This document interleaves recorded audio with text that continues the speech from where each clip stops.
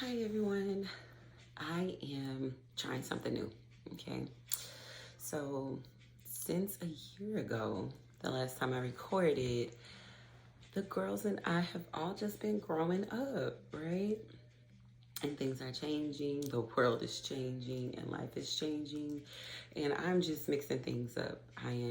This is gonna be my new space, and also this is going to be a new type of show. Um, so welcome to the Chaos Corner. It's gonna get prettier in the corner. And right now, Baby Penguin, that's my co-host, okay? Um, just to let you guys know, like, so in the Chaos Corner, I'm pretty much just gonna have a FaceTime with you guys. This is gonna be our inside connect where I get to be chaotic and all of my regular girl wild antics can come out, and I don't have to be like perfect. So you guys can tell right now I'm having a little bit of a allergic reaction. I tried some glue for some lashes, gave me allergic reaction, and so now I'm paying for it. But still cute, doesn't matter. Um, Back to the point. This new set of episodes is gonna just be about kind of what I'm thinking about the world right now. And just to get into it, if we could just get the rest, just get into it. I want everyone to be mindful, be hyper aware. Um, Over the years, I've learned that me being hyper aware isn't always as healthy, but we are now in a time where everyone needs to be hyper aware, and you guys got to pay attention. You guys have to pay attention. Be super mindful about what we're seeing, what we're hearing, what we're doing, how we're moving through this world. If we can just tap on politics, because this is chaos, let's start there. Don't be concerned about who the president is or how many sheets of toilet tissue he can write on to create ideas in his head as though he's running a personal business. Just remember that this man is a businessman. First, he is a businessman, which means he is coming in to cut costs, create the longest working times ever, and use anyone to build wealth for the people, the collective group who sat in that $1 billion section at the inauguration. That's it. That's it. That's all. Everything else is to create chaos. If you create chaos, you can create mayhem. If you create mayhem, you can create martial law. If you create martial law, it imposes strict everything, rules, laws, space, where you can and can't go, who you can and can't shop with, and different things like that. If you allow yourself to be washed into the idea, that's where we'll be. At least for the next 4 years, that's where we will be. So be mindful, be hyper aware that we are working with a businessman. And this has happened before. Ronald Reagan was a celebrity. Nixon was a thief. Like, we have other presidents who've done things like this, who never had any ambition to actually change the world, help the world, do anything like that. They only wanted to come in and see if they could make this work. America is the trial and error country. Let's try a bunch of stuff and see how it works out. Look at slavery. Let's try a bunch of stuff and see how it works out. And then once it doesn't, how do we roll it into something else that could possibly work while giving people something not to be mad at? Okay. Secondly, ICE and the deportation situation, it is what it is. It's domestic terrorism on the civilians of the world, a way to impose authority and things like that. Don't get lost in it though. Remember that the Spanish population currently outnumbers white people and black people. And we know in America, we are very small, 13% of the population. So we have to always take heed to that when we're looking at all of the things that are transpiring. Everything is make America racist and old and white again. So if that's the context, ICE is just a small set of terrorists saying, hey, let's get rid of all the Spanish so then we no longer have any population outnumbering white people.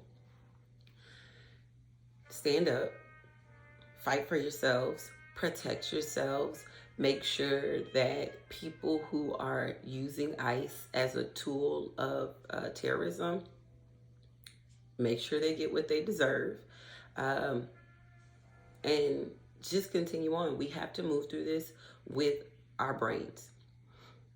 We spent all these generations finally having an educated generation, so use it. Don't let your smartness be your downfall. Don't let your education be your downfall, because everyone thinks that this is going to be a situation in which you can outthink him. You could never outthink a businessman, because he's not thinking. He doesn't care. He doesn't care about the best possible thing. He only cares about bottom line. Overhead, bottom line. Overhead has to be high, bottom line has to be low. That's how we make our money. Remember that. Overhead has to be overhead. It's going to be high, but the higher it is, the more money we have sitting in overhead. That's what I mean by it has to be high. Not that our bills should cost more or anything like that, but the more money we have in our overhead valuation, and the less money we're spending on employment, the less money we're spending taking care of people who are unable to take care of themselves and who are literally in constraints, the more we can create the slave mentality. If children are no longer in school, they go to work. Just go back 2 generations. Those kids weren't in school. They went to work. That's why the context became hard work gets you everything in the American dream. Okay? If there's a set population in which you have to pull all your kids out of school and the moms have to go back home, now we can tax moms and make them be at home again. Why aren't there babies being made? You can't have a job. Pay attention to the context of relation to business and politics. He's not a politician. He doesn't care about the smoke and mirrors. He only cares about overhead and the bottom line. His bottom line needs to make his co-op group of billionaires who literally have monopolies across every sector of our current business market happy. What do they say? The shareholders need their money back. The shareholders have to make more money in dividends this year. That's who he is. And he's bad at it. Craziest thing is people voted for him and he sucked at it in small business, and you would give him the United States government's budget and say, hey, we believe in you. Okay? One second. So don't get into a tizzy thinking about all the things that could possibly happen. Understand what will happen. What will happen is America will become a corporate space quickly if people are confused. Everyone needs to be looking at small businesses right now.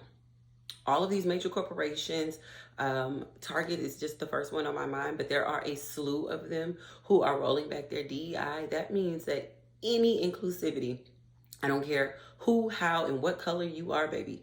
If you're white and you don't fit in the perfect white bracket, baby, you are receiving equity and inclusivity. And if your products are in Target, they're getting kicked out right now. In any company that is dropping their DEI, they're removing your products. This is not just a black thing. And it's okay for people who don't understand. Everybody has to FAFO. And they will. Because my best statement in this life is everybody got to learn. Everyone has to learn. They have to understand in a harsh and learning way of doing something and suffering the consequence. Everyone has to learn. And that's okay. We've been doing this. I've been black all my life. We've been doing this all of our lives. So the people who know, y'all just relax, y'all chill, y'all pay attention, and we need to cut the Starbucks out of our fucking budget. Why not? When there are 100 coffee shops across the street, around the corner from your job, from your home, that their coffee's cheaper, their coffee's better, they're just a smaller company. Start thinking small business. Pull your kids out of school before the school shuts down. Find these teachers who are losing their jobs and have them create a homeschooling co-op and push them into the home. Get your kids into homeschooling co-op. I've homeschooled for 3 years going on now. And I have a kindergartner now and I have a second grader. So life is what it's going to be. If we allow everyone to just create chaos in our lives, what's the difference in your personal life? You wouldn't just let a stranger or your family or an outsider of any sort just come in and create chaos in your personal life. Why are you going to let a man who has a job to do come and create chaos in your home? The banks are acting crazy, pull your money. Get ATMs have money every single day. I don't give a damn if a branch doesn't have your money. You go to the ATM every single day and you pull out the daily limit until all your money's out the bank. ATMs are filled up all day, every day. Get your money, pull it out, start going to these smaller banks, credit unions, build up the credit unions, make small business great again. If we want to use it, make small businesses come up. Because small businesses are individually owned by people who actually care about your neighborhood, people who actually care about how you feel, people who actually care about the consumer. Think, who cares about the consumer? It doesn't matter. If you want to be racist, then go to the only white places. Go to the only black places. Go to the only Spanish places. Do whatever makes you happy. But realize that control of the dollar, it controls the economy. Controls what the president can and can't do. If the Elon Musk of the world aren't making any money from the small people, guess what? They have to stop making all of the bullshit that they're so happy to throw in our faces because Americans are like the #1 consumers in the world. They'll just have to slow down on production. You quit your job, okay. Figure out who your village is. Everyone has to stop making their whole life dependent on a green paper dollar that at any moment can be completely devalued. I don't care if you're a billionaire in green money, because if the American dollar crashes today, you're no longer a billionaire. You're just as poor as every single poor person in America. We have to start using our whole brain. What did the teachers call it when we were little? Critical thinking. Critical thinking skills. And I've noticed homeschooling my children and going through different programs for homeschooling, critical thinking skills aren't necessary. It's pretty much, can you type? Can you scribble on this little pad? We don't actually care about if you can handwrite. We don't actually care about this. Use your critical thinking skills. Use your mediation skills. Listen, go back to every single cliche thing we learned as children and pull those things out and place them in today's world. They're going to get us further than any frantic behavior, any crazy ideas, any deciding to walk into slavery because I have to have this job. Create your real villages. Start working at some of these mom and pop spots that everyone's like, oh, it's just a small and it's not always open. Okay, it's not always open. So go when it is. Okay, you didn't have the best first experience. Okay, so try something else. It's amazing to me that people will literally receive bad service from a corporation and give them a second chance and a third and a 15th and you've been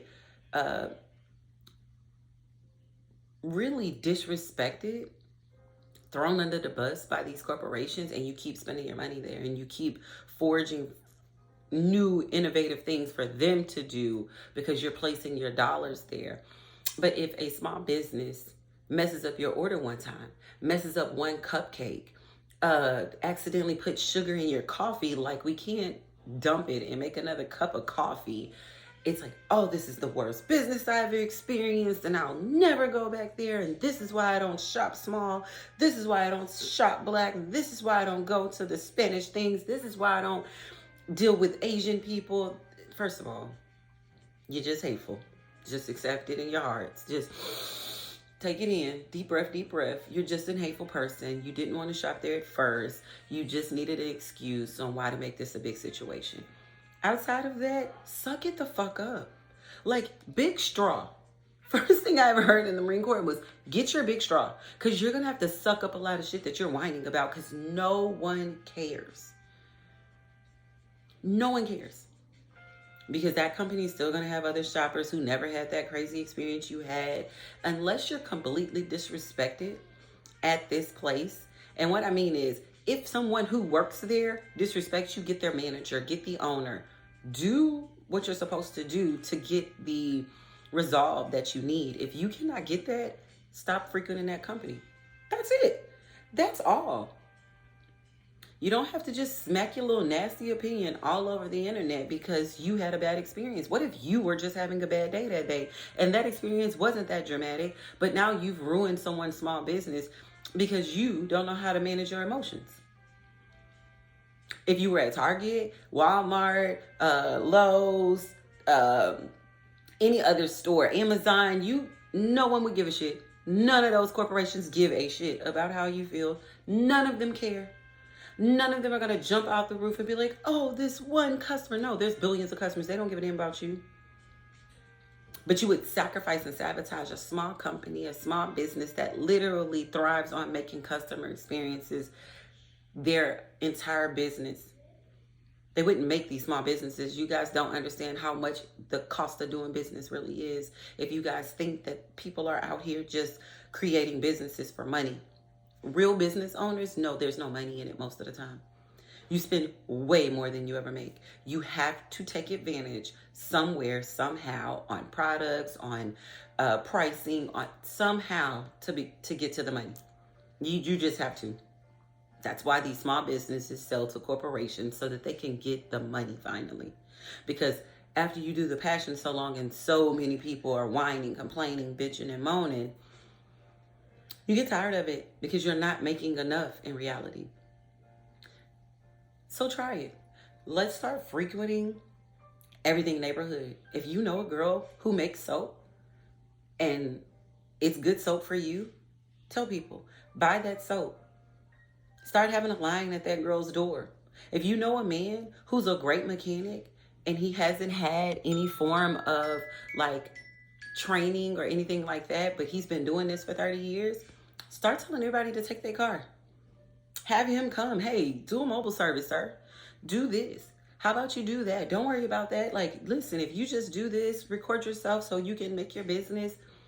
Let's push the little man so that we can move forward.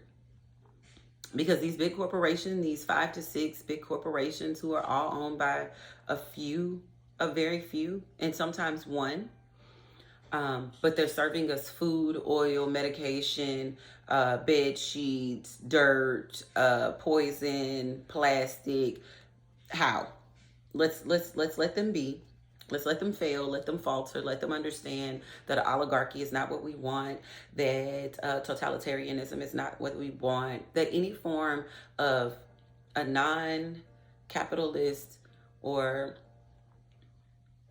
capitalist-like, because we could add a little sprinkle of betterness to capitalism, society, that's not what we want. And if we are building up this little people, there's nothing they can do because the money's not going up. It's staying down. It's going in a circle at the lower ground. It's going in a circle here instead of going straight up and never coming back down. Now it's rotating throughout the village. It's rotating in the neighborhood because that company, that small business is going to use a credit union, and that credit union is going to loan out the money to a little man who wants to start a new business. And that little man is going to be able to provide this entity or this business for a child or a grandparent or these things. It's not as hard as we make it, and it's not as simple as everyone tries to promote it, but it is the easier thing to do. Let's use our critical thinking skills, guys. It ain't that hard. It's not that hard. And I think that's all I have for you guys today. So just beware. I'm going to be on here a lot. I have a lot of chaos on the inside. Listen, I'm a Marine every day, all day, a veteran now. But, if you know a Marine, once a Marine, always Marine. So it's a lot of chaos in here. It's a lot of things that I think and feel, and I will be bringing it to you guys. And we're going to have our daily FaceTime because I miss you guys. And I know you miss me. Because it's me, and next time, this will be gone, and I'll have some lashes, and, I'll be like, the site of perfection for myself, so you guys will like it then too. But thank you guys for tuning in, and I hope you guys enjoy this new segment of my show.